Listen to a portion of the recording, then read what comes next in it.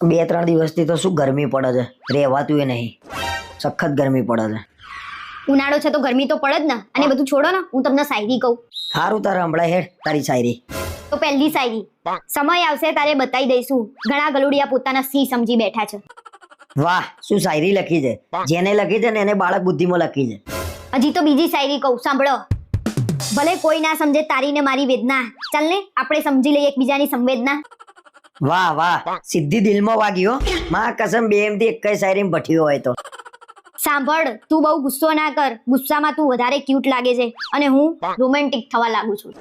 ગજબ પુરુષ છે. પેલી ગુસ્સો કરે છે તોય રોમેન્ટિક થાય છે. આપણે કશું વળતું ના હોય તો શું લેવા શાયરી મારવી પડે? ખાલી ખાલી શાયરીઓ લખવાની.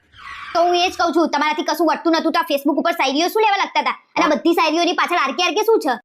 જો આરકે એટલે રણબીર કપૂર, અને રણબીર કપૂરનો હું ફેન છું. અને તારા મારી શાયરી કેમ વાંચવાની જ આવે છે? તમે વાંચવા માટે લખી છે અને વાંચવાની ના પાડો છો.